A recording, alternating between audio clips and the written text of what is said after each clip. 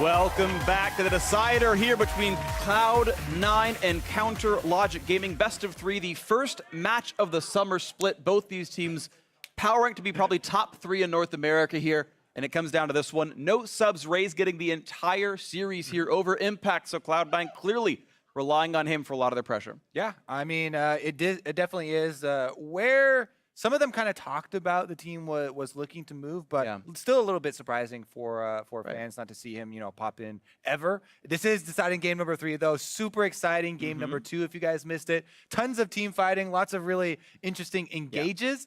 The macro game, as they have talked about, was not so good. And we'll see if that does switch it up here in game number 3, the critical one to decide who's going to be first place in the North American LCS. Alone in first in North America, the king of the hill, at least until the next match ends, and then they'll be tied. But in the meantime, LeBlanc, Shen off the table, and as we compare back to the game 1 bans, I believe they're identical so far. Fiora, Elise, and Ivern would round out the 6 from the first one. Of course, they're back on the same sides as game 1. There's the Elise, and so now, do you slot in a Xayah or Rakan ban as Cloud9? Xayah. The answer to our question. And probably is the stronger of the 2 as a standalone, in my opinion anyway. I definitely do think so. I mean, Aphromoo really made Rakan look good. Yeah. It was often in combination with at least one other member, though. And we did talk about the extra ranges and small bonuses that they do get together. It's still very possible to do a Rakan Ori combination. Oh, sure. On their own, and you just have to look out for the flashes, but a little bit less likely. Look at Ray gonna give the fans what they want there with the hovers. Yeah, of course. Well, maybe Yas will come in. Lulu actually be the first pick here, so moving up in priority pretty rapidly there. Set in a first pick, Lulu, even though CLG had not shown they really wanted to play it that quickly. And again, CLG, their first possible pick has been Gragas all 3 games. Yeah, absolutely in love with Gragas for themselves. Definitely, they've already shown that it is a flex pick as well. So it adds a little bit more credibility to the early picks of Gragas. We talked about, we saw more jungle bans come through afterwards. And it might have, contributed a little bit to that, but Stixxay on his famous Caitlyn. Yeah, back on this one. It is interesting with how fat Gragas is. There's got to be a lot of muscles under there for all the flexing he does. And he's going to be maybe doing that again here. Got to carry himself around the rift all day long. I mean, the best way to train your legs is just gain weight. Because, that's always in work, so. Also, carry around giant barrels of booze. Also, or brew or drink or whatever it actually is. I don't know if it's technically always alcohol. I don't know. It's up to ESR. In the lore, it's 100% wine. All right. You know what? Then you're right, and I rescind what I said. Ashe comes through here, actually. They're going to hop off the Varus train, but Sneaky's still playing utility in the bot lane. Yeah, I know so many AD carries really like the matchup. Ashe into Caitlyn. To be able to push that one early. See if they can actually get control there, because this is a lot of playmaking as well. Adding the Ashe also so much of that pick potential for later in the game. If we do have so much of it being team fight based, see if C9 comboing an Ashe Arrow plus a Kennen engage could be meaningful for themselves. Looks like this time around Cloud9 is tired of not having pressure in top lane, and Kennen, one of the very premier top laners right now in professional League of Legends. Lots of lane priority, beats up on tanks for a living, basically. And that'll be the grab here for Ray. Lee Sin going to go alongside it. On the other side, Dardoch going to get his Lee Sin that he had done well on the first game. And that means that Darshan is definitely saying, yeah, I'll play Gragas top and a Kennen. That's fine with me. And one of the drawbacks of Ashe, obviously no escape of her own. Yes, she does have Lulu on her team, but one of the AD carries you can feel comfortable about trying to make Gragas or Lee Sin plays onto. This does, however, solidify that it is Gragas top lane. Yeah. Opting into the Kennen matchup, as we had mentioned. So, time for some jungle bans. Last time around, they had added Kha'Zix to this pool to try to push contracts down. We'll see if that happens. They figured the Xayah ban wasn't enough. Zyra must also be added. I'm glad I don't have to cast them together in the same game. Ivern actually going to be added, as that was actually dropped off the ban table from the very first compared to the first game, as they added Galio to the mix. So, yeah, the Kha'Zix is available. Graves might be up there as well. We've seen some teams like Graves. Yeah, I mean, Contracts is really getting pushed down the list. He doesn't have too many options left. Graves is the last, highest remaining as far as the standard tier list goes, but that generally, pushes you a little bit more towards the farming end. would make Cloud9 more mid-game oriented. Kennen really loves to go for, you know, punishing the lane enemy and pushing him in and getting harassment, forcing him to miss CS under turret, getting damage on the turret as well. And that Ooh, Bard, yes.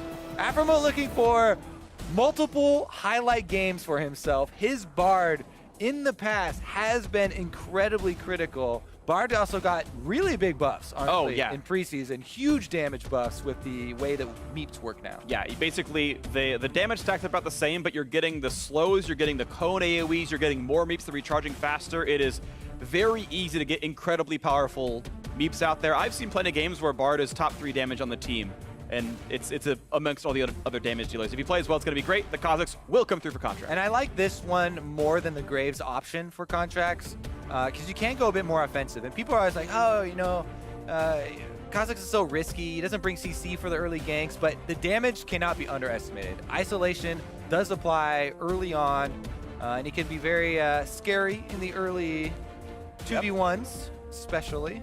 And Cloud9 going to round out their lineup with the blind picked Ahri. They banned away Syndra, they banned away LeBlanc. No other mid laners have been removed unless you count the Galio, which you might. And Ahri's been grabbed up as the number 3 mid laner of the game here in this one. And CLG Gaming hoping to counterpick that. And we've seen Orianna win the laning phase against her. It's going to be Aurelion Sol, the Hoo-Hee trademark.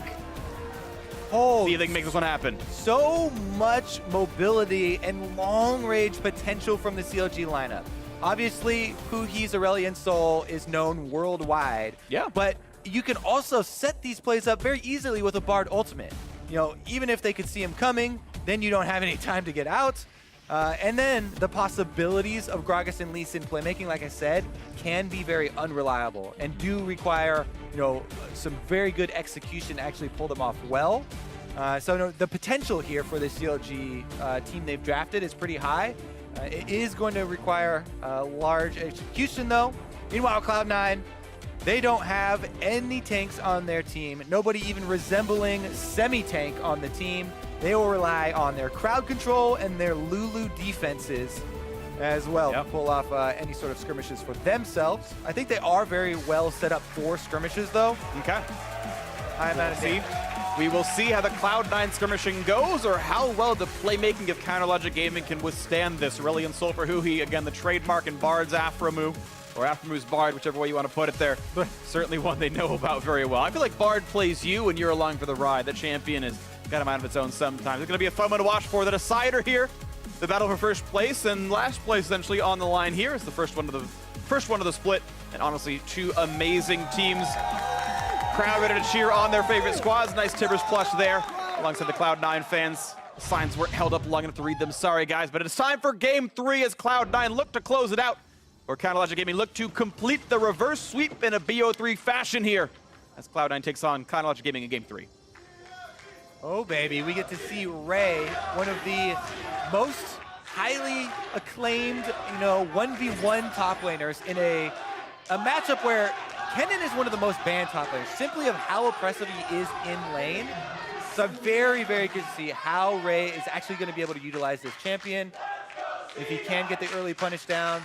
That being said, though, on the other side, CLG with iconic champions for their 3 members here: Dardox Lee Sin, Hoo-Hee's Aurelion Sol, and Stixxay's Caitlyn. Pretty much 3 of their most well-known. Absolutely agree. I'm kind of hesitant to put Aphromu's Bard in there with that one because he's Alistair, Morgana. He actually has so many. Now Rakan. Yeah, now Rakan. One game. That boom, trademark Aphromu Rakan. Or he 1v5. Hit him with the classic. Wraith Wards coming in here. CLG already got theirs down. And Cloud9, I wonder if they even still want to go for it, as they've already seen Dardoch on that side. So you can just assume that he's starting either Red or Raptors, and there's not too big of a difference. He actually is going to start Red, and due to their award on C9's Raptors, is going to assume that Contracts is still on this side. So if both of them are making the more likely assumptions, like very, very high percentage assumptions here, they should both know they're starting on the top side, and the possibility of ending double buff bottom side is definitely there. So bottom lane should watch out. Yep. And Hoo-Hee actually can easily steal away the Raptors away from this Kazi. You can see he's hugging the bot side, kills off the thing, and then he should have the time to kill at least one of the small raptors away, and looks like that's going to be the play here. Watch the stars. Okay, it's just going to be for the ward. I take it back. Didn't kill him nearly fast enough.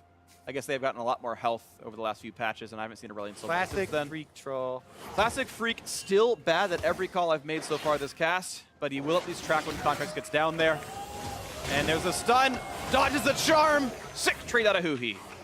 Actually, really incredibly favorable for him. And right now they there. see Contracts. He almost burned an entire health potion's worth of HP off of him down there. And do they get vision of Dardoch? Negative. Shoots it upwards. Going for the invade, though. Defensive ward was already placed by Jensen.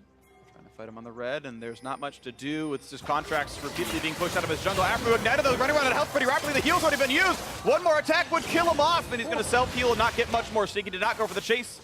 He's going to run away and go back to his side of the lane.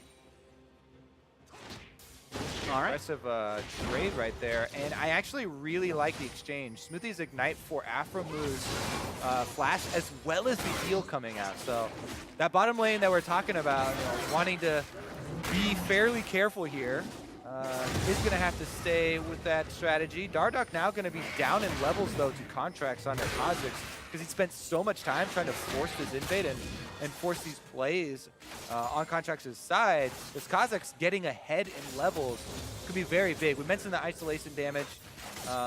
Lee Sin is outplayable in that duel, and you can really get to the point where it doesn't matter. Kha'Zix doesn't even care about jumping onto Lee Sin. If you have level advantage and Lee Sin is isolated, becomes trivial as far as how much counter damage Lee Sin can put back out if you get the first Q off. Well, we'll see how the fight goes. Contract's going to continue to clear his side of the jungle for now. Smites the Krug. One of the best possible smite targets for a Kha'Zix that has so much armor. You kill it slowly otherwise. Huhi waiting to see if he wants to roam somewhere. Walks by a ward just now. Good semi-deep ward by Ray, and you can see as soon as he walks by, there's the rush to get away. Should be just fine in this one. Is pushing into the turret, but Darshan timing just an easy time CSing here, not getting bullied too heavily. That doesn't really start to come in until the extra items here for harassment. Both junglers, though. Look at this counter set up. Can he journey away? Doesn't seem to get the chance to do it. First blood comes through. Immediate kill comes in. Nicely done by Contracts. And for some reason, Aframu did not have magical journey at level 3. Oh, okay. So I was going to say... He has rank 2 Q for no reason. You should never do that. I was going to say the reason Smoothie flashes here is to deny the magical journey. However, if you just moused over Aframu, he doesn't have it scaled and up. that's a bad mistake. You don't do that, like ever. And even so... Yeah. All right, well, that is going to be a good punish by Cloud9. They burn the flash early on Aframu, head back there, and because of no magical journey, he goes down for first blood. As we said, the Kha'Zix versus Lee Sin matchup, add a first blood in there for the Kha'Zix, and Contracts is feeling very good about the way game number 3 is going so far. Yeah, got to agree. 700 gold lead feels pretty solid. Cloud9 off to a good start. The fact that, again, Kha'Zix has done so well. We'll see what else can happen here on this one. Ray uses his first TP to get back to lane just after Darshan had. A couple of daggers in for him. The Doran's blade added as well. Dardoch actually still able to get the experience lead, and with that experience lead, can chase Contracts out of the river, take down its ward, and claim the scuttle as his prize. Oh man, huge plays out of Dardoch so far. Now who he wants to roam, of course, TP is down for Ray. Here comes the assault, the attack in for this one. Can they get the damage across? Looking for the stun. And they're not going to get it just yet, but there's a slow waiting for him. Ult comes in for Ray, will stun off. Here comes the roam in for the rest of the team, but they don't have the damage for it. And no, the ulti, the ignite, it's not going to be enough, and Ray survives. 5 members of CLG are top. They also rotated Stixay, so in addition to looking for the kill, they're going to look for the first turret with everybody up there. They're channeling Darshan recall. He doesn't have teleport, though. Yeah, but Stixay does have a BF sword off that recall, so they time it off having tons of attack damage available, and it's going to be a pretty close race, I think, across these two teams. Unless Contracts actually decide to play risky and go in there. All right, did they clear out the wave? Yeah.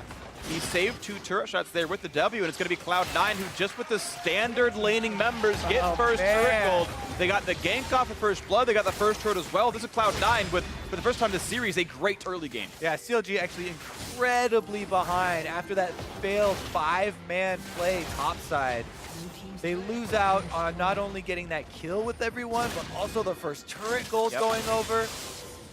Really big start. Gold. 950 gold as first blood plus assist, and the extra gold from first turret. That's the lead exactly as Cloud9 have it, and that's the plays that have been made so far this game. Farms have always been equal, so C9, what can they do with this? They have been a bit slower of a team otherwise. They've been taking their time with these games for the most part, but this time they have no tanks, and late game team fight with no tanks is going to be hard. Plus, I mean, this is a bottom turret traded with an Infernal Drake up. So Cloud9, not only did they get extra CS on on Sneaky because Sneaky got to stay down there, kill the turret, and land all the CS, they also have so much control over this blue quadrant of CLG's jungle that they can ward it up. That leads up to an Infernal Drake and can help out with the snowballing here. The high damage composition. As Ray's TPs comes back up, Contract's going to jump away from Dardoch and the rest of the Yeah, he's not isolated. That's too many. Yeah, but no TP available, and he's still working through the lane. CLG have 5 down here, and there is no Ray in sight. Yeah, they realize they want to make a power move before Cloud9 can actually bring all resources down. Does Contract go for the leap smite into flash out for a steal? I think he wants to try. Can they get him away with this one? Gonna go for the snipe, not gonna go for much more. You're kidding! He got it with the No, it was the dot from Talisman! The smite came early, and Talisman took the kill on the Drake! That's 5 damage per second mitigated by magic resist! That should never happen! That is one of the most insane steals I've actually ever seen. I don't think there's a less damaging ability to steal with.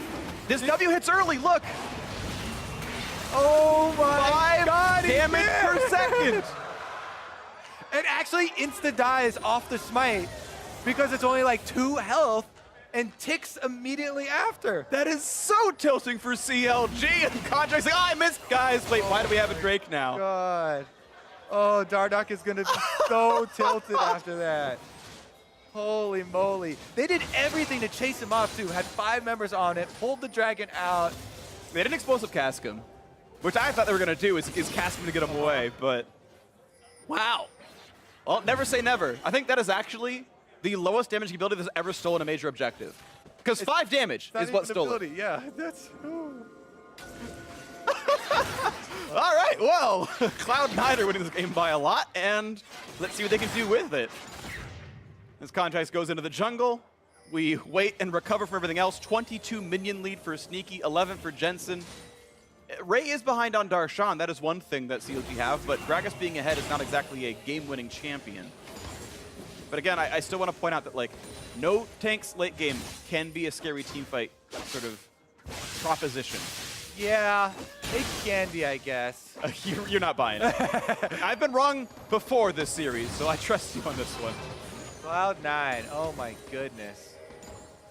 Huge lead now, especially even just in the mental game. This is a game 3. Yeah. There's so much on the line. And, you know, not to discount the 5 damage steal there on the Infernal Drake, but also pretty good gold lead on a very offensive team comp. Missed the stun. Darshan walks away safe. Looks like Jensen actually is going either for Proto Belt or GLP. The possible Gunblade. The Ruby Crystal makes me think he's going Proto Belt much more likely. Because Not a lot of Ruby Crystal I just really missed the Gunblade builds. I was so hyped on them. Oh, okay. Everyone was transitioning into double split pushers, so I can see the Kennen and Ahri both split pushing, but... Watch some Splice games. They played Akali. Yeah. Didn't win, but... Spoilers. Played a ninja counts. Oh! He gets away from the charm, but the chase is still on. Great stun out of Huhi and getting away with that one. And here comes Dardoch in for the backside of this. Of course, Flash is up still for Jensen, down for Huhi. A good trade for Cloud9. And Sneaky getting some free time down on the top side to continue what was started by Ray so long ago. 11.5 minutes in, looking for some turret damage. Pokes out on Stixay, and not much more. All right, Blast Cone over here. Could possibly Some extra force here. Oh, Aframu actually clears out all the vision, so they abort mission. I feel like everyone in the game is still stunned from the Drake going down. I know we are. I want to see Dardoch's reaction to like even figure out what's stolen. Yeah. Because they saw the void spikes leave and like, all right, now we can burst it. Yeah. I mean, they saw him. They saw contracts. Yeah. All right. Regardless, though, two-man job here on the bottom turrets. And it looks like CLG actually will have defenses in place for all other lanes, so some pretty free damage on the turrets. Yeah, and Bray, you can see he's unwilling to go for this. He's still too squishy. Explosive cast or body slam flash would make him die, so we gotta get the turret away. And you can tell what the plan there is for Cloud9 is they're sending not only the bottom lane, but also more jungle pressure back up to the top side. It's just that not really gonna take effect anytime soon, so CLG actually going for the recalls first might even be able to get back in place. Interesting trade of priorities on the map. Dardoch had followed Darshan bot lane to get the turret gold and then made sure he got solo gold. You saw him walk away out of range, and Contract saying, well, they gave away control topside. We'll take a red off of this and continue to go for top lane turret damage. It won't die. Looks like it will actually. With Contract showing it should be enough damage now. And so there is a possible counterplay here, and they are going for it. That's a teleport flash too. Out of Sneaky. Here comes the Gragas. Ray has not joined the fight. It's a late TP. He's coming in now. He's joined the fight as well. Looking for Contracts. Nice body slam. Explosive cast brings him in. He's guaranteed to die now. They're going to take down Contracts. Why did he even bother flashing? He's got no way out. The kill comes through. Ray did complete the teleport, I do believe, and gets nothing for it. Interesting. Going for possible Rift Herald push after. I think they should. They will.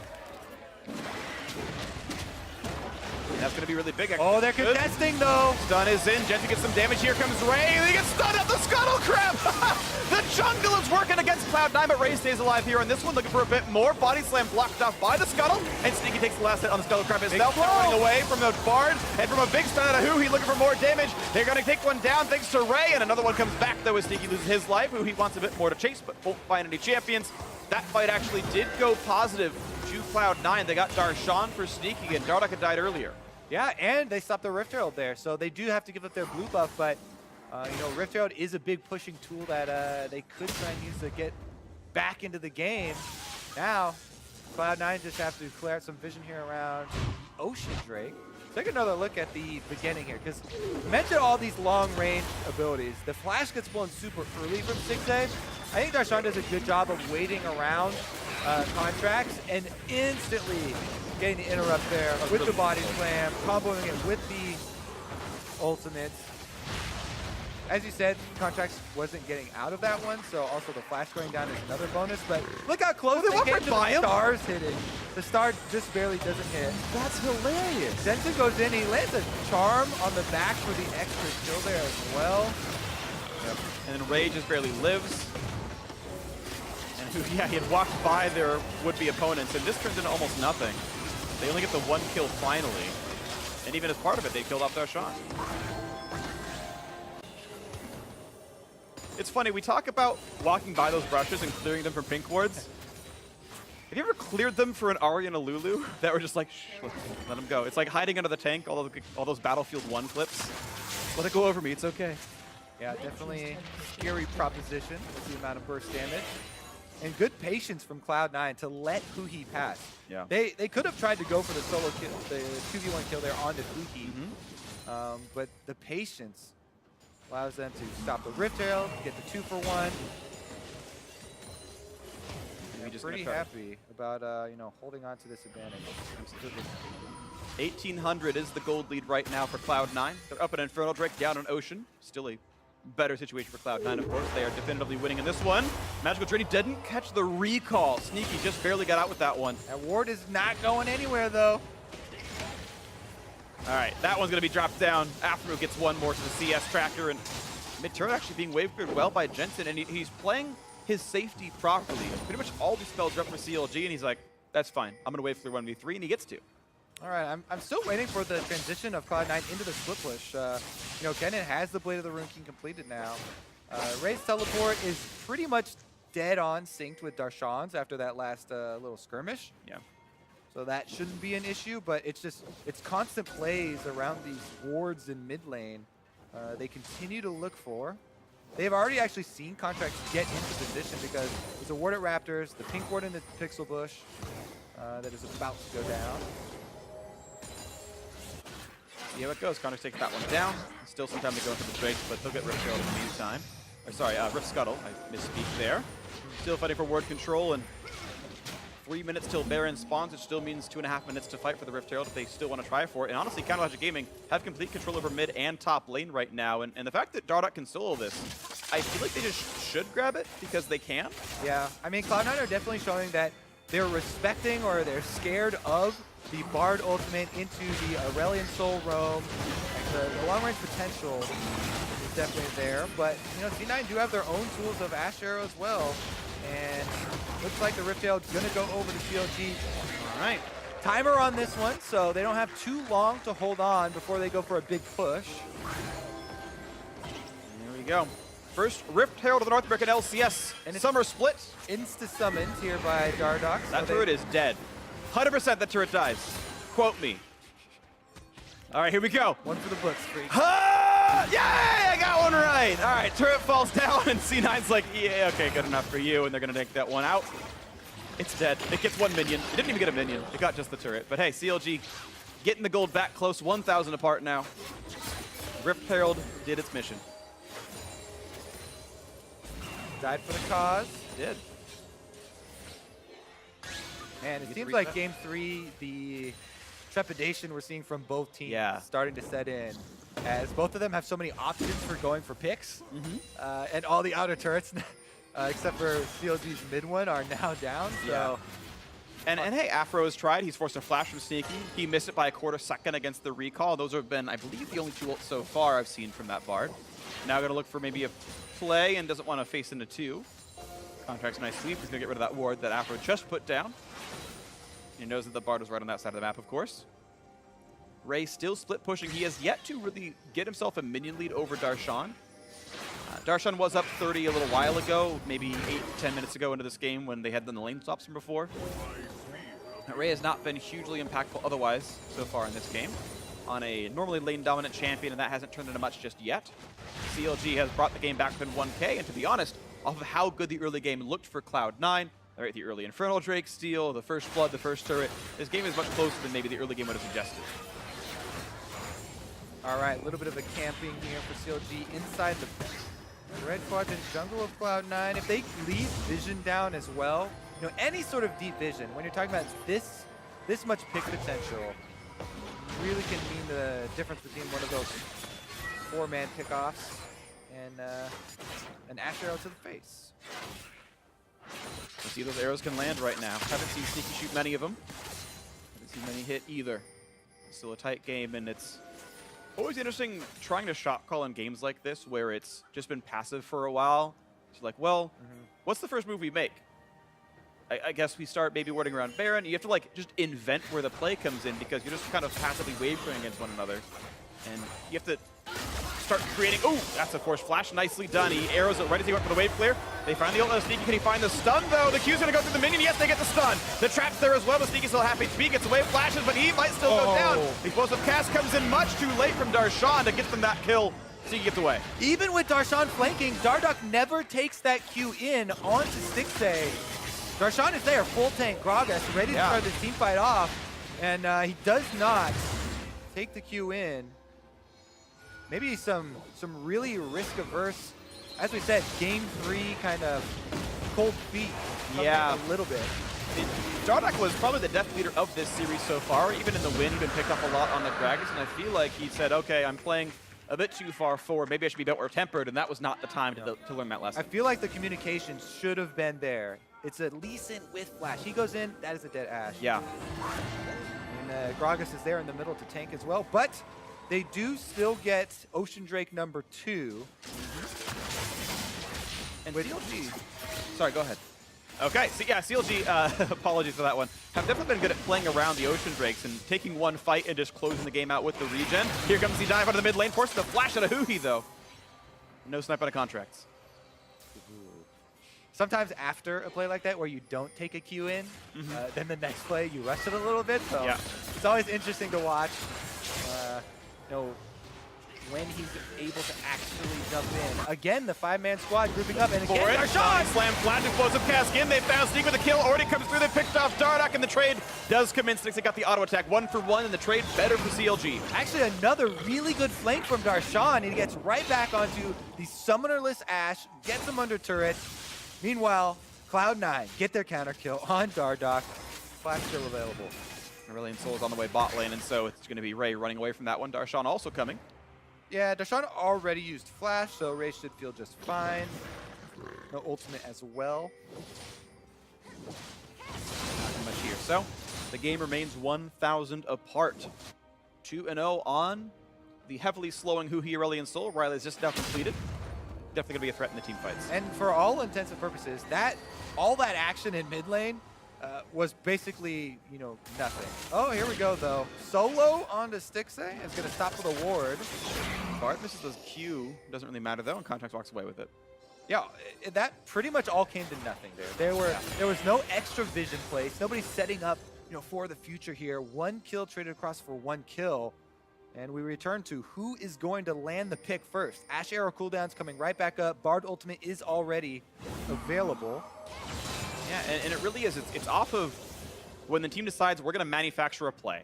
Right? And you saw Contact maybe tried. He put a deep ward down.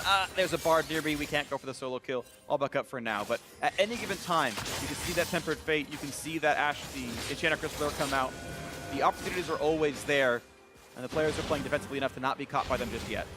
Yeah, speaking of defenses, I also like this, you know, pick up here, Quicksilver Sash from Stixxay. He burned his flash to dodge the last one. So he's not going to be able to do that for another 5 minutes. And in the meantime, he's going to need a solution to that problem. Arrow's going to land on who he gets Charm to get away. Gets the Cleanse get away. The Charm's not going to land either. Gets a nice little slow in a contract.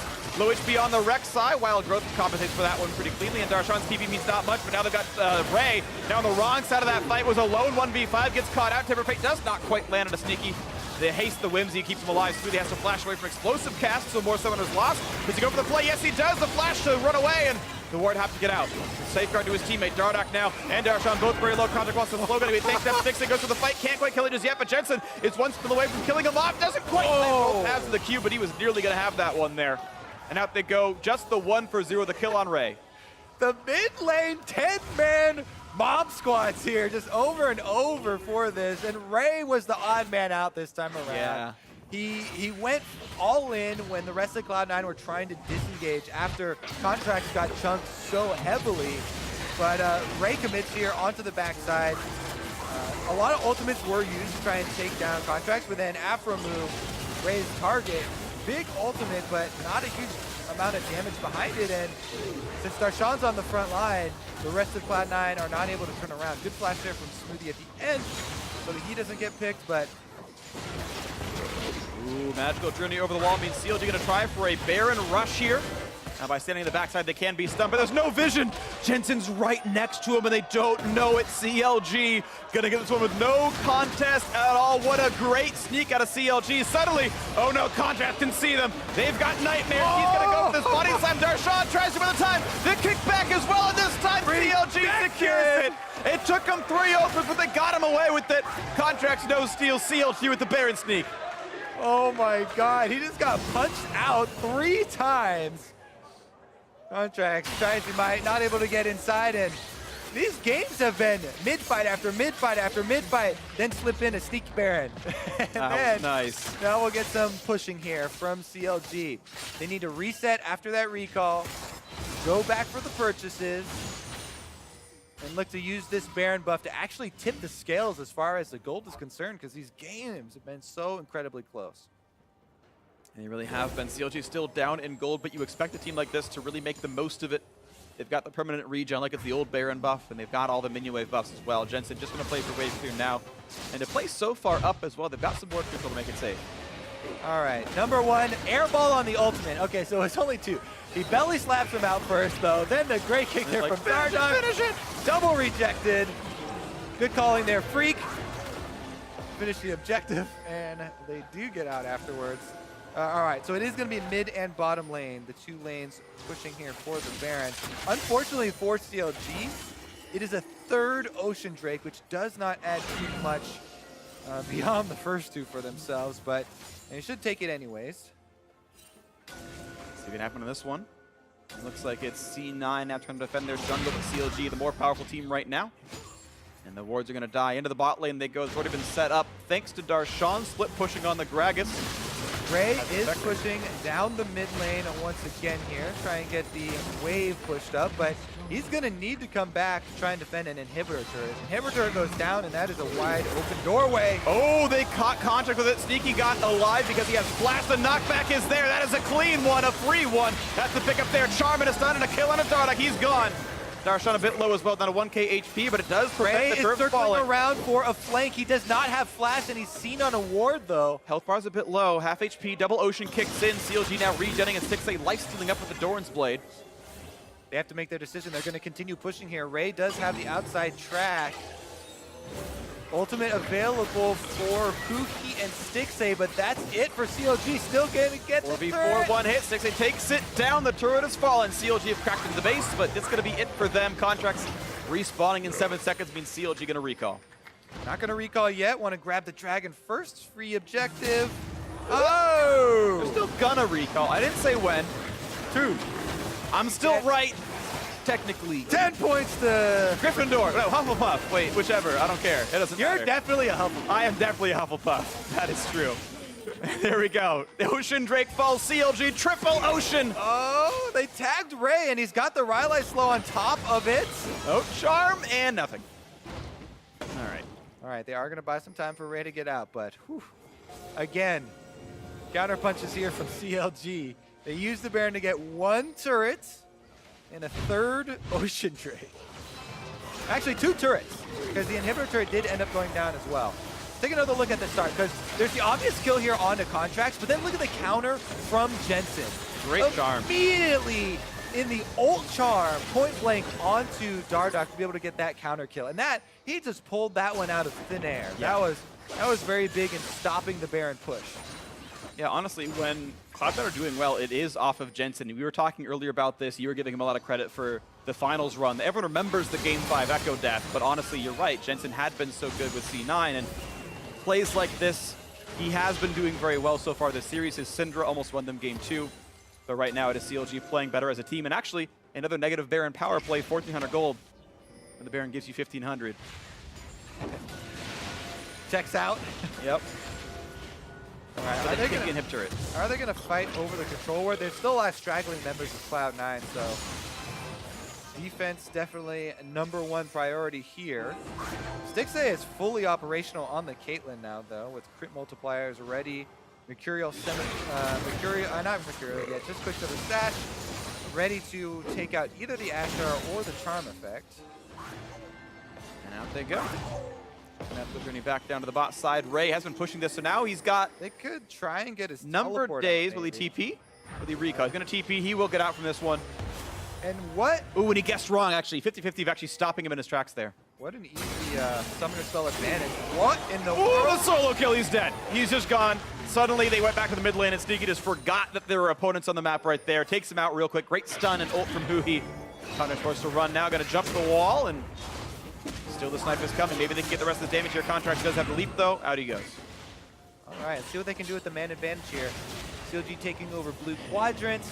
There's no real objective for them to take, and the lanes are not pushed. So even though Sneaky out in the middle of nowhere gets killed, CLG don't really get to capitalize a lot. They're pushing up mid lane. 15 seconds on Sneaky is what Cloud9 need to buy to be able to defend their turrets, and it looks like they'll be able to do it. Let's take a look at how it happened, though. Control war in that river, and pretty easy there. Huhi just straight to the face. Lands the ult, which kind of guarantees the Q afterwards. He played it right. Has plenty of slows, of course. The GLP. Pretty intense slow for half a second, and that made the skill shot to land. Regardless, though, it's just kill money going over. Again, Cloud9 have opted to keep Ray split pushing. He has no teleport, remember. And he's going to go for a bot lane tier 2 turret, which will be at least a trade, because CLG definitely going to take top lane tier 2. And they're not looking to push even more. You can see the Ahri wave clear is pretty good, and honestly, for playing without teleport, Cloud9 trading objectives equally is the best you could hope for. So well played C9 to wave clear properly and get a trade in turrets. I think as well, they don't want a 5-on-5 team fight, especially in that small corridor. So is a good option just to go for the trade instead. Utilize that cannon with the red buff. Because again, Darshan, the full tank, Gragas here on the front lines, very disruptive to the team fights if they have to do the 5-on-5. There's starting to be a gold difference, though. You're going to see a 70 minion difference across the two top laners here because Raze is pushing so much. Darshan's helped in the team fight for sure, and he's been useful. I want to give him full credit for that. He's got that 4 out of 6 kill participation. But there's a full level lead on Ray, and again, that 70 minion farm that even though he's on the losing team, he's up 500 gold against his lane opponent. And that's with 3 less assists and with less turret gold overall as a player. So. All right, what'd you expect? Back to mid, Freak. Who's going to land the CC first? All draft, all mid. Jensen going to find the charm onto the tank, though. Darshan's healthy enough. Looks the big play. Not going to find a stun on contract. He stealths away from it. Gargoyle Storm Plate down for Darshan. Jensen staying alive pretty easily through the snipe. CLG going to clear out mid lane first. Everyone holds on to summoner spells, but it's C9 that has they don't want to let C9 rush Baron. So they've got to split between mid and Baron to make sure that C9 can't steal it, but at the same time, they want to get turret pressure down in the mid lane, and CLG going to play for wards and then head back down to this side of the map. Cloud9 bought some time to kick and actually puts them into the magic. And let's see if they can get a little more. Ray's going to kite away safely enough for now. Darshan on the back, but hoping to zone out Jensen. A quick slow comes through. They're going to find Smoothie. 1 kill picked up already. Caitlyn gets that kill for that. And a second one comes on. His contract is dead. The chase is in. A double kill now for Huhi in the mid lane. And Darshan is too durable to die. Flashes away, gets a quick locket shield. But now there's no way out for this one. Jensen just going to run. Going to get slowed a little bit. And there's a beautiful knockback cast from Darshan. 4 for 0 to counter Logic Gaming. That's going to be Baron, and that... Why? There's going to be a party explosion there. That is the party blast cone Baron celebration, Freak. True. This is actually going to be the biggest opening in the game that we've seen up until this point, I believe. CLG, after this one and the reset, all the kill gold that they're going to be able to use, the Baron gold that they're going to be able to use, very big purchases coming through.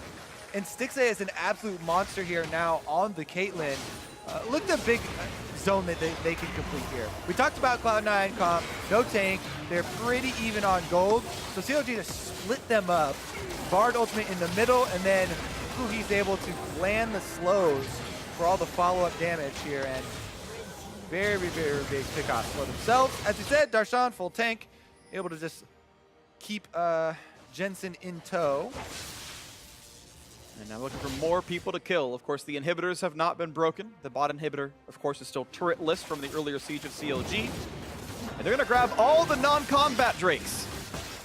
CLG happy to play a more pacifist game here. Actually going to leave the Cloud Drake alive. That's even how pacifist they are here in this one.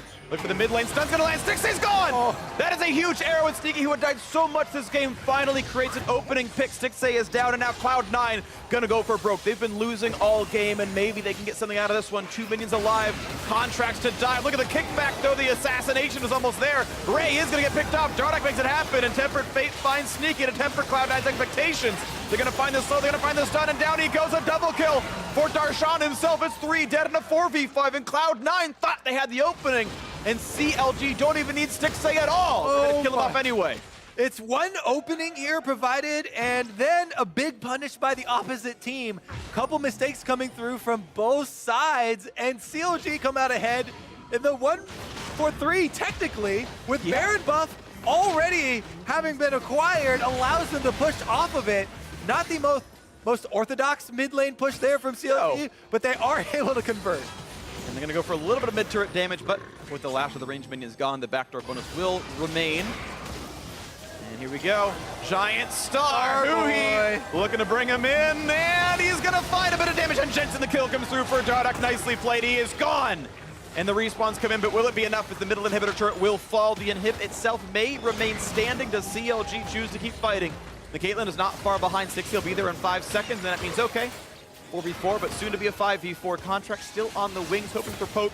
Yeah, I think that know better than the fight, but CLG closing out the game. Triple Ocean Drake means they're going to get full health pretty quickly here, looking to keep pushing. Bottom turret into the first target there. Stixxay plenty of damage. Sneaky has Ash Arrow, but if Darshan just stands in front of Stixxay, you know, an Ash Arrow on the Gragas is safe option. Nothing for them. Exactly, QSS is there. So double inhibitor will be the take and the back out now. A couple Baron buffs still do stand. 40 seconds left on those, but pretty safe retreat for CLG. And this time, they will take their Cloud Drake. Counter Logic Gaming two close games here back-to-back in the series, but they're looking to upset Cloud9. Finish spring split as number 2. CLG with a huge gold lead, giant Drake lead. All right, let's take a look at this though. This is the classic AD carry support flank that gets very heavily punished by C9, but then the dive right into the Lee Sin kick, turn around here from Huhi, and Darda goes in this time to finish him off before Redemption falls. That was quite a nice execution. 6A on the front line, same thing happens to him. And it's pretty easy for CLD to chase here with the Baron buff. They're able to get multiple turrets, 2 inhibitors down now to go on top of this giant gold lead. And Ray has honestly been useless this game. For a player who's getting to start all 3 games, he's 1 and 2 on this Kennen. He hasn't really created that much split push pressure. He's now got, I guess, 60% crit chance. That's cute or something, but has really had no impact at all, fittingly enough. And now CLG looking to close this one out with a 6,000 gold lead down the top lane. See, I like that one. It was super subtle and nice until you called yourself out. Well, it wasn't on purpose, and I was like, that was cute. I gotta mention that. Should have known better to credit you with that one. No CLG though, looking for some credit of their own. Yeah, they are. Want to take home this first series.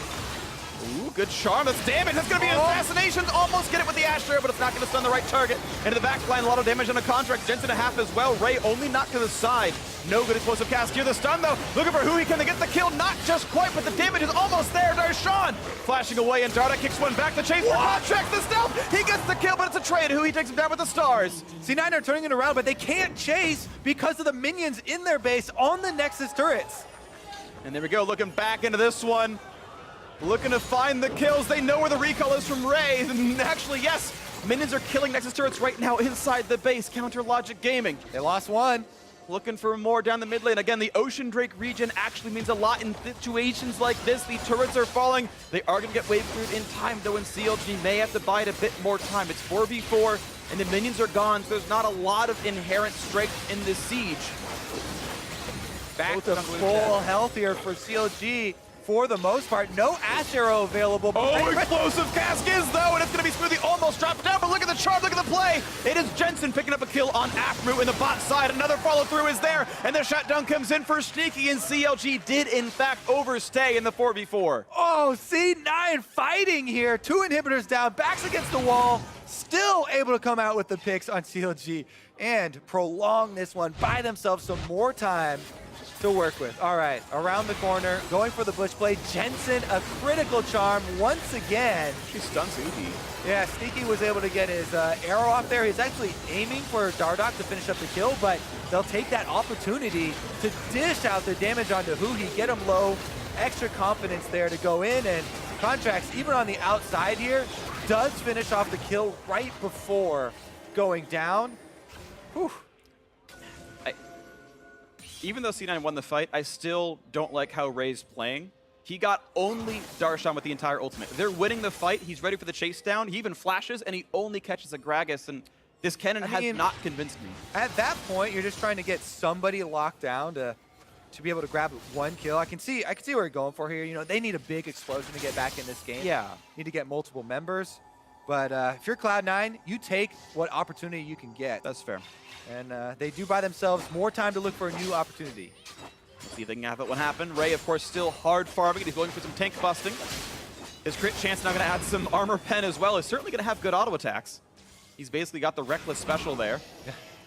To your point, though, like, you know, the Kennen, I've seen Kennen banned way more often than actually played and actually gone through Champion Select. And definitely has been a bit underwhelming there. See what comes through. Quick snipe damage on a Jensen. Does not get blocked off by Smoothie. Tried to get in range with Whimsy. Couldn't quite get the shield off, though, in time. And we're running out of item slots to buy. You can see full build is done for Sneaky. A full item still to go on Stixay right now, interestingly enough. No armor pen yet in his build. Oh my goodness.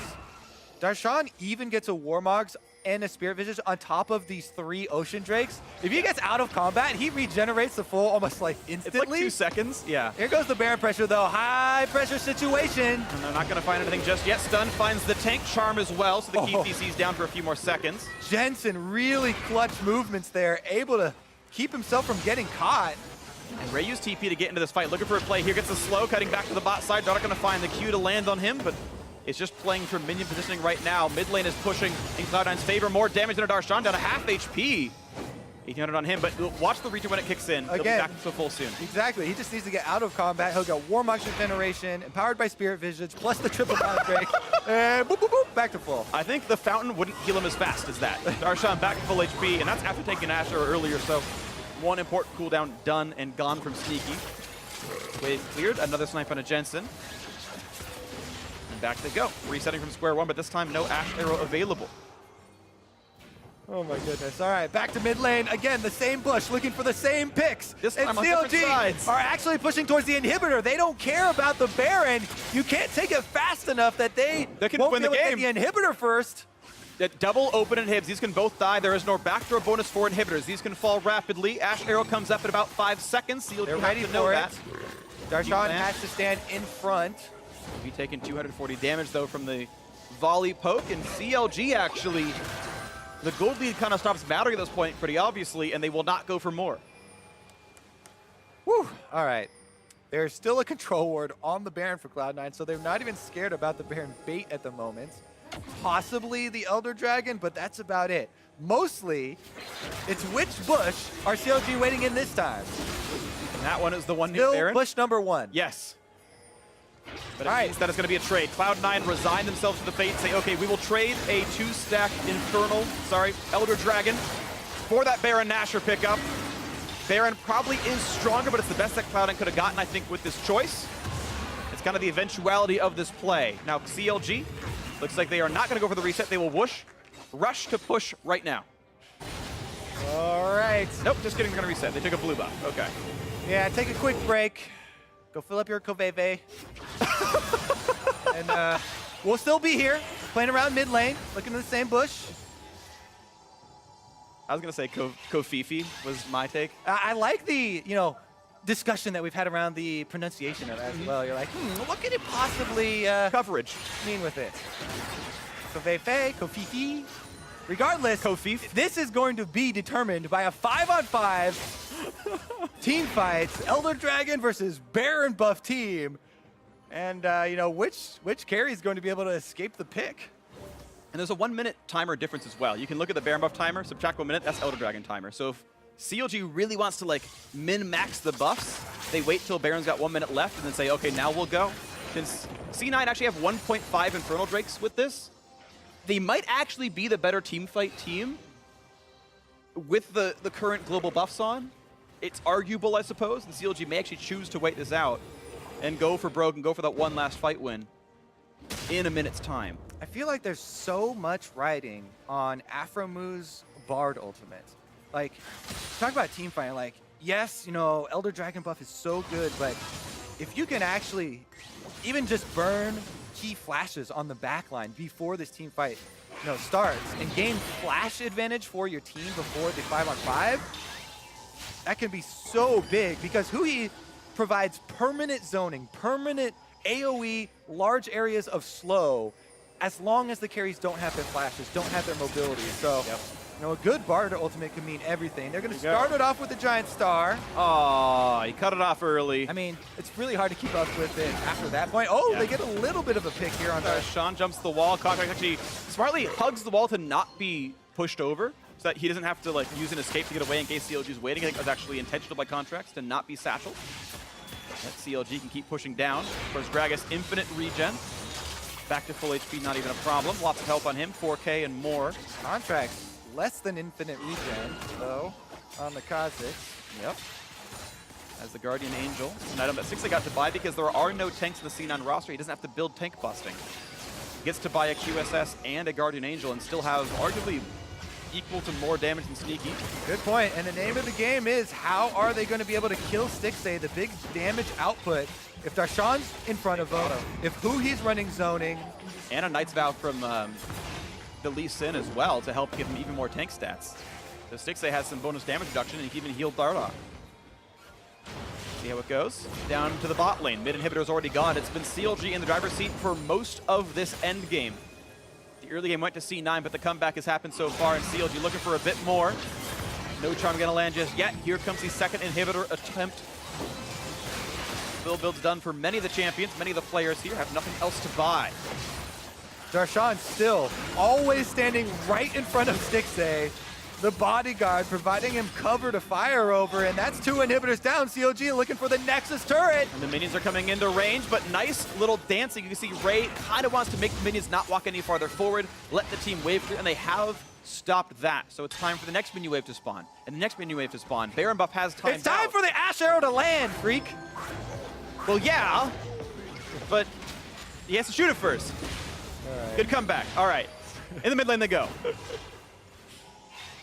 Fair enough. I've heard that many times this series. That's true. And of course they don't. They push mini wave and recall. I should stop with my predictions. Honestly, though, a bit more time. Cloud9 just trying to wait again. Double inhibitors to come back up. Elder Dragon could respawn, but it's definitely a long ways out. It's really just so much, again, are they actually going to be able to pull off that pick? I feel like they've been waiting in the same bush every single time. Yeah. And not really found a pick off of it for the last, 40 minutes. Negative Baron power play. This series has definitely been teams unwilling or unable to close the game out during Baron. Some of that is the fact that Infernal Dragon, I keep saying it, Elder Dragon was picked up on the other side, which is worth almost as much gold as Baron itself, so that global gold trade was nearly identical. We have a wrinkle in time. Oh. Just kidding. I'm not gonna get that one. Everything is right. Okay.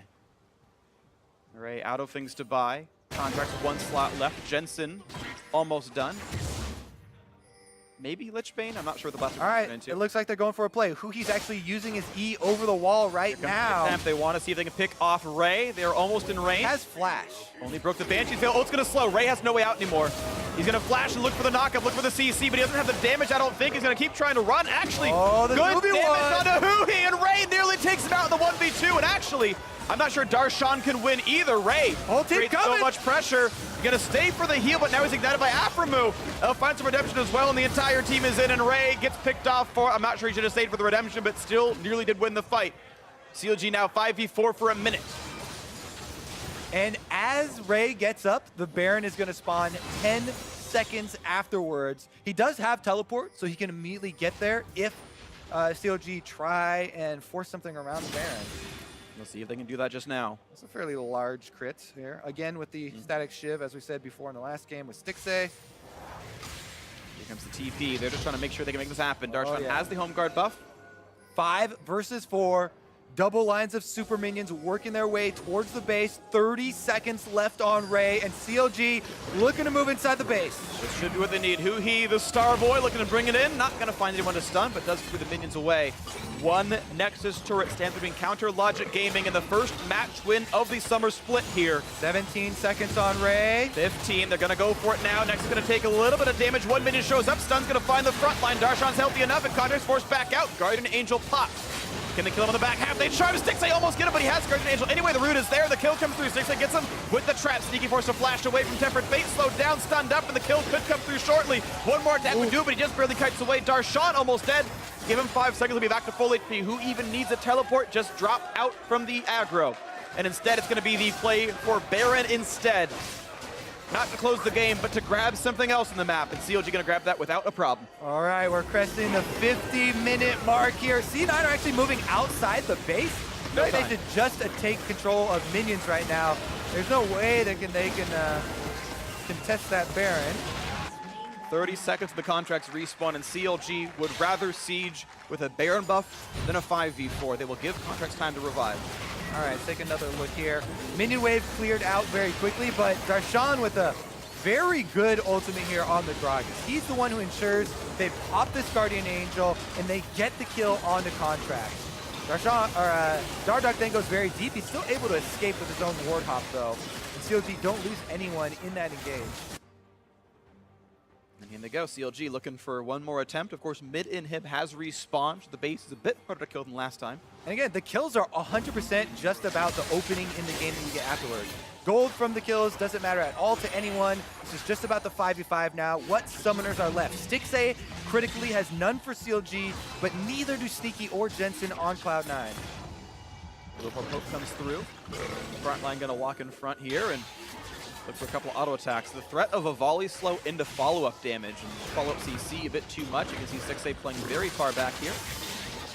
Tricks the minions, looks now for the inhibitor, and this time around it looks a bit safe. Dardoch has been poked a fair bit. Stun's gonna land on a Dardoch, force a kite back. He said not that tanky, to be honest. Steric's Gage is not a huge tank item. Yeah, definitely the tank that you want to hit. If you hit Darshan, he just walks to the back of the line, heals up to full, as we said before. But popping the Sterix and getting a chunk onto Dardoch is a little bit of decent work. The inhibitor, though, is dead. All right. It's been picked up, and now looks like they're going to go to the bot side. CLG once again going to keep running the table. Inhib is back up. This time Baron buff on for 2 minutes. Could give them enough time to push more. The triple Ocean Drake means that this poke doesn't mean much, even against the people who don't have Warmog. The rest of the squad, as long as they disengage for 5 seconds, they'll get that health back pretty quickly. Dardoch once again in the front. No Ash Arrow available means not really any threat. You can see how much faster that siege went for CLG. All right. Again, 2 inhibitors down. 40 seconds on the Elder Dragon. It looks like CLG want to bait again. There they go! And they're gonna catch Sneaky. The stun's not gonna land, but the follow-up CC could be there to slow the explosive cast. The bot laner is down 1 for 0, and now CLG Gaming looking to close it out, looking to find someone else to kill. No marks on the bot lane, no damage really left over now for Cloud9. And here we go, Nexus turret number 1. It's backdoor bonus, but does Dardoch really care? Looks like enough that yes. Buys him 20 seconds. Sneaky up in 55 though.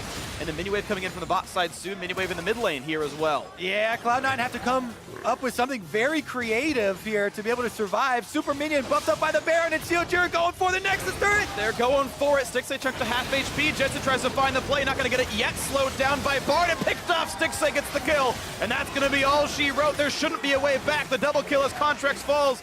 Ray jukes the skill shots, but it doesn't matter. The turrets have fallen. The Nexus will follow suit and counter Logic Gaming. Take down Cloud9 in the first match of the split.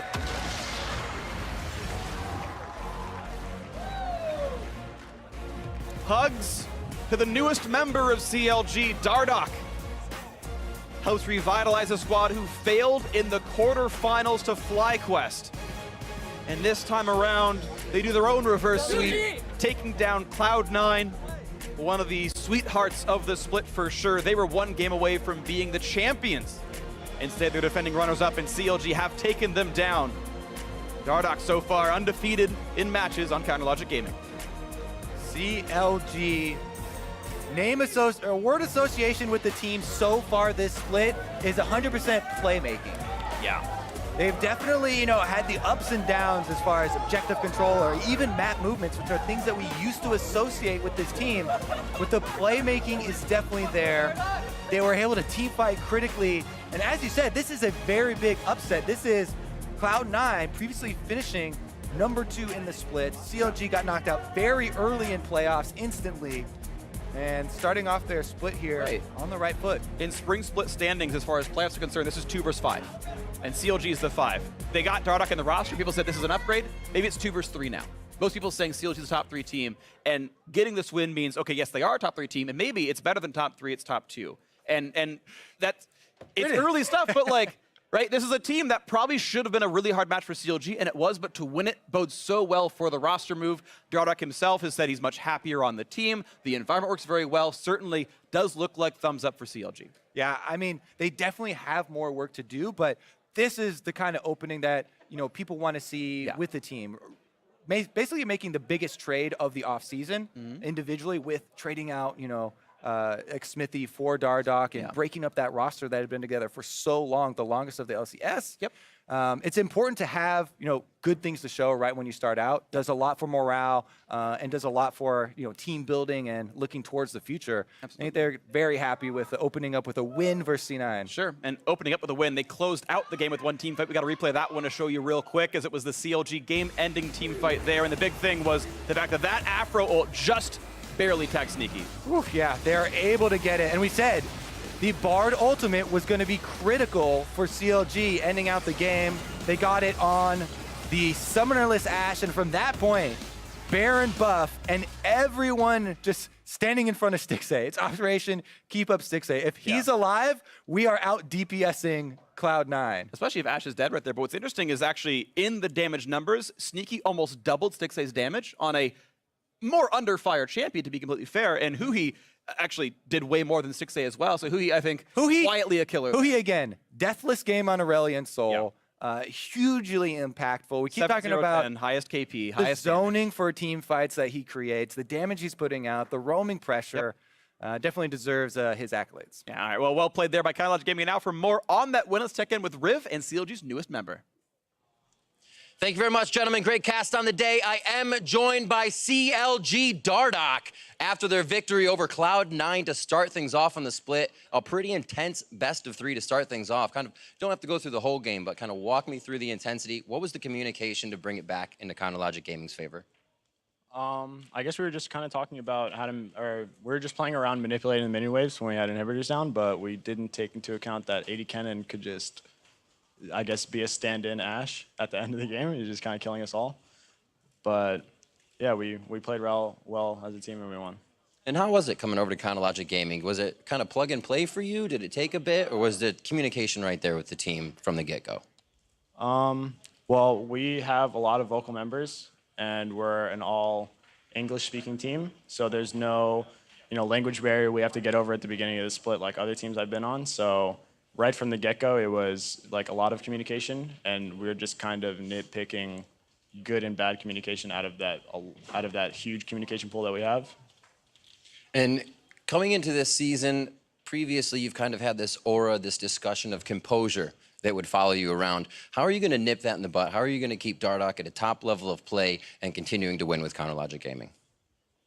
I guess the difference is that I'm being held more accountable on this team, where that stuff doesn't really fly with Zach or with Tony or anybody on the team. They're just like, I don't like you doing this, stop. And it's, all right, my bad, bro. All right, well, nip in the butt like that, it's going to be over quick. So, you guys play Team Liquid tomorrow. Is it going to be another victory? How do you feel playing against that roster again? Yeah, we're going to win. And I don't feel scared at all. It's whatever. All right, there you have it. Dardoch and CLG Gaming pulling out the first win of the split over Cloud9. We're going to throw it to the analyst desk to break down the rest of that game. Thank you very much, Riv. The first W does go to CLG Gaming in a 2-1 victory over Cloud9. But referencing this interview here that we just saw with Dardoch, he talked about that transition from Immortals to CLG and the communication barriers not being there, which he's had to deal with in the past. Yeah, that's what I'm really looking for Dardoch, because we talked about this is the split for him to really define himself or redefine himself, because he's always been on teams that have a rookie that he has frustrations trying to teach somebody else the game. Now he's with a bunch of veterans. And he's always been on mixed language teams that have Korean speakers on it.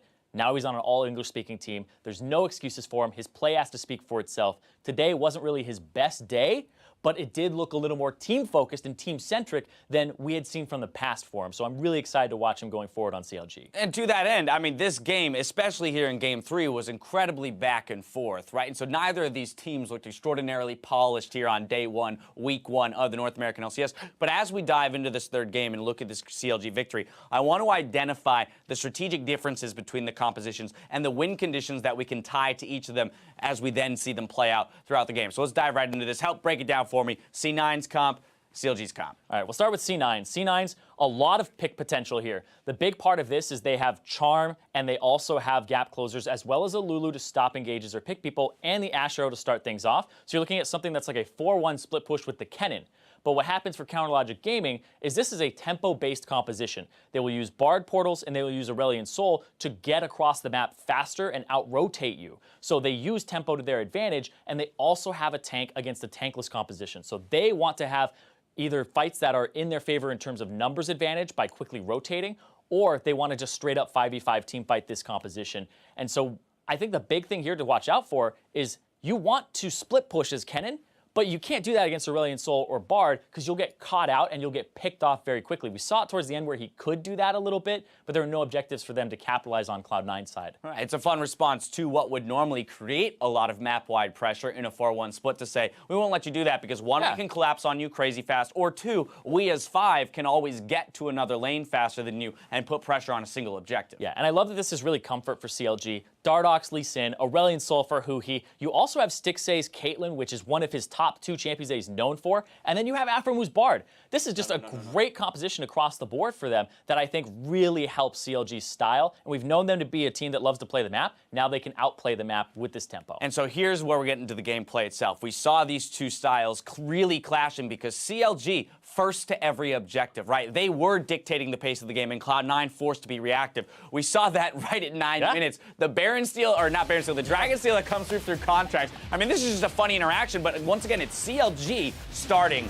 the objective. Yeah, last number you see is 513. Smite is 510. The Hunter's Talisman does 3 to 4 damage. It doesn't do the full 5 because the Dragon actually has some magic resistance on it, so it's just barely, literally just a single-digit number that mattered there, and that was huge. But I want to go back to your point about CLG getting there first, because Cloud9 were up in gold. CLG were first to Rift Herald, first 3 Drakes, and they also were able to get first blood. And they were able to get some kills across the map. But the big part there is they were always the ones making the play, and even though they were down in gold, they still had map pressure. All right, let's jump ahead to another fight, 33 minutes into the game. A 4-for-0 for CLG in the jungle here, once again showcasing the prowess of their 5v5. Yeah, and you saw right there, the Ash Arrow looking for a pick, the Charm coming out looking for a pick. C9, that's how they want to play the comp. They finally got it together, but they're grouped as 5. They have no split push pressure here. And so CLG just disengage, say, all right, let's force you down mid to make a decision here. You either start the Baron with no tank, so if somebody's going to take some damage, or if they push out mid, get priority, and flank. Now, your pick tools are gone. Our chase tools are still around, so we're going to catch you up here in the jungle and start our own fight. Exactly. Catch them with the Bard ultimate there, and then the Aurelion Sol for the chase down, the Rylai's Crystal Scepter, as well as just all the damage to come through. This is a big team fight for CLG, and they got to push out the mid first, and they got to take the fight. And this is really, there's honestly, nothing more depressing than being on the losing end of Aurelion Sol fight because you can't get away. It just feels helpless, and we saw every single summoner spell used by C9 in that fight, and yet all of them but Ray die. So, I mean, a big fight win for CLG there, but again, it seemed like in that moment, C9 didn't correctly identify, once again, their win conditions. They took the stab at it, and then didn't realize without these tools, we need to get out of here and do it sooner rather than later. Yeah, it's so hard, though, for C9 to actually function in terms of this composition against the one that CLG Gaming did. Because like I said, you want to split push this Kennen, but you always have to watch out for the ultimate of the engage of the Bard onto your 4-man unit to start a fight, for the Aurelion Sol to roam and actually push out and get to where the Kennen is. So there's all these things you have to balance, and it really sucks. And you can even see, like, Cloud9 struggle with that. Because CLG had control of all the objectives. I talked about the 4, and they got the first Baron by sneaking it as well by playing the map better. I mean, the one time we did see the split set up, even as Ray was being a mechanical god in the bot lane, all of CLG was able to rotate down to the bot lane and eventually kill him while C9 was trying to do the same thing. They just simply didn't get there in time. CLG gets advantage. One more team fight to take a look at, 35-30 into the game in the mid lane. 3-for-1. This, once again, C9 overreaching where it doesn't feel like this is where their comp excels. Yeah, you actually had Stixay dead ahead of time, so they're trying to force. So C9 say, this is our opportunity. They don't have their tank line there either, but they just dive on this composition that has the Aurelion Sol, the kickback, stopping them from actually getting in, and that's just one of those things where you're trying to force an advantage, but you can't really do it against this comp. And I think that that's just, once again, CLG having a really good draft. Yeah, and as we award Huhi player of the game here on that Aurelion Sol, I'm going to come back to you with something that I've asked a million times before when seeing him play this champion. I mean, here, this is the best reminder that Huhi should not be allowed to play a champion like Aurelion Sol, but also, when will other mid laners start picking this champion up? It's clearly effective. Why not use it? Yeah, I'm actually really unsure as to the answer. We saw some mid laners when Huhi was first bringing it out, kind of pick it up over in Korea, make it their specialty a little bit, but nobody's really done it as much as Huhi has. Guy is 7-2 right now, all time in the NALCS in terms of record on that champion. And you saw there, 40% of his team's damage. Disgusting. That's You'd nuts. think people want to pick it up. It's so hard to master, and if you actually just misstep, then you're going to be like wasting a whole bunch of your time. like losing the game for your team, but also losing your practice time, losing your solo queue time where you're trying to learn all these other champions. And he just really jumped on that train early, and he's never kind of gotten off that bike where it's like he can just keep getting back up on it, right? It's like, haven't played it in 3 weeks, totally fine, get me Aurelion Sol. Yeah, he kind of slots in on that champion, no problem every time. Final question, this is a big ticket one. On the outset of week 1 here for CLG, Dardoch in on the new roster. How do you feel about his performance and the teams as a whole? I'm just excited about CLG Gaming altogether. They just took down the team that got 2nd place that we knew was coming in without some type of MSI hangover. They were able to do that. And no roster change. Exactly. With no roster change, and they were able to actually do that pretty, like, I wouldn't say handily, but pretty good, right? It wasn't something where I'm like, oh man, that's awful. Right. But they were able to come back from a deficit of 1-0, and they're able to turn it around. So I'm excited because I think CLG is going to start looking like the old CLG, because in spring, it was like, oh man, this doesn't feel like my CLG team. This doesn't feel like the playmakers, the guys who want to go in, who want to play the map, who have those great level 1s. Now I think that identity's coming back. They're going to have more of those things they're throwing your way, those cheap jungle invades that people are like, oh, they caught me off guard. They're going to try to get every advantage they can. I'm looking forward to those plays from people like Aframu and Darshan. I mean, yeah. Dardoch. I mean, Dardoch being a star player, you're going to look for him to define the play style of the team that he's on. We've got more league action coming your way. Up next, Smithy makes his debut on Immortals as they face Phoenix 1. Stay tuned. We'll be right back.